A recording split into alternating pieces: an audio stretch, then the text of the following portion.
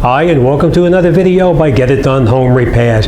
Today we're going to talk about a problem we had with this heating system. This heating system is less than 2 years old, and while it wasn't very cold outside, the system seemed to be working perfectly, and it ran no problem. But we had a night when it was extremely cold. It was almost 0 degrees outside. I think it was like 2 or 3 degrees, and it was kind of chilly in the house. So I go up to the thermostat, turn the thermostat up. I could turn it up to, when I went to the thermostat, it was actually 60 degrees. I go to the thermostat and I turn the thermostat to click it up, and I see that the thermostat is actually set to 68 degrees inside the house, but the system wasn't running. I come downstairs and I take a look at it, and the system would turn on, and it would run for about maybe, I'm going to say maybe a minute, 2 minutes tops, and I could look in and see the burners running. And actually, let me show you what the burners look like now and what it's supposed to look like and what was happening.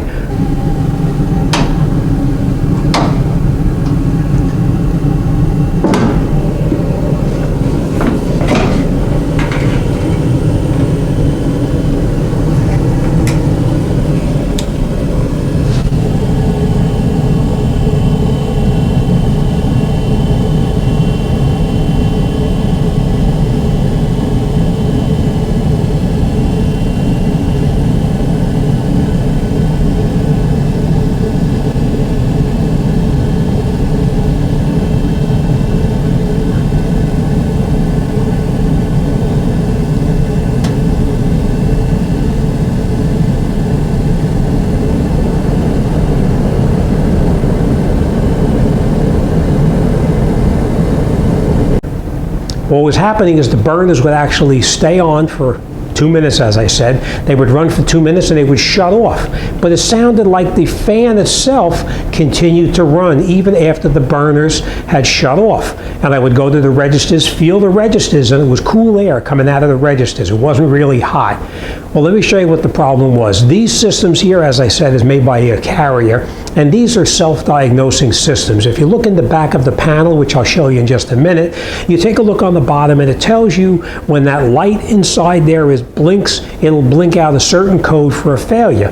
But in this case, we opened it up, we looked inside, there was no failures. The code on there was actually nothing. It wasn't blinking at all. It seemed to be perfect. So I come down and I take a look at it, see what's going on with it, and I wasn't sure what was happening. So I call up my service guy, who, of course, on the coldest night of the year, never returned my phone call because I'm sure he was extremely busy. Well, it's very cold, and I wanted to see if I can get the system up and running.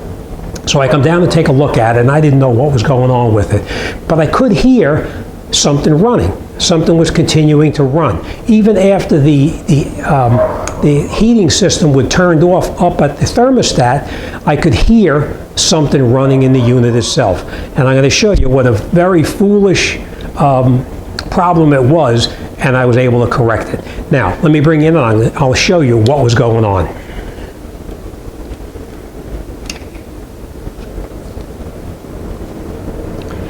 I opened up the panel in the back over here, get a light over here so you can see.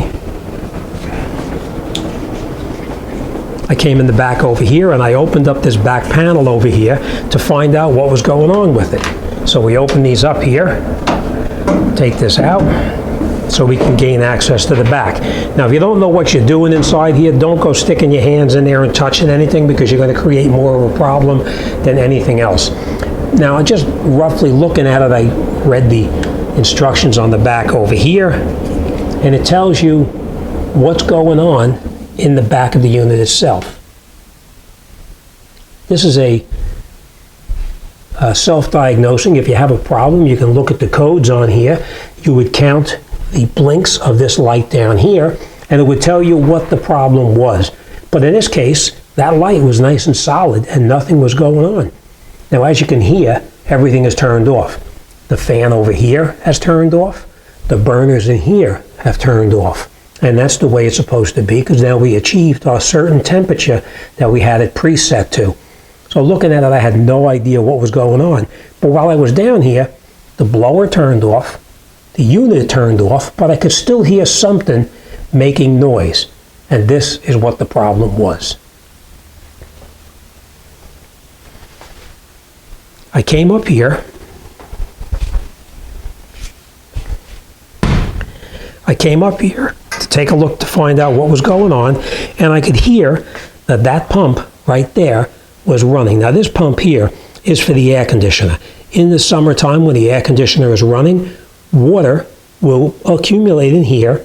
This pump turns on and it pumps the moisture out of this hose and out of the house or into a drain so that it's not going to fill up in the basement. But I could hear that that motor right there was running and it wasn't shutting off. So I followed this tube here all the way up and around, and when I got up to the point where it was supposed to be discharging, the tube itself, now you see right here, see how this tube is bent? Where it was discharging, the tube itself was flat. When it was flat, the water could not pump out. But in the summertime is when they're supposed to be pumping water out.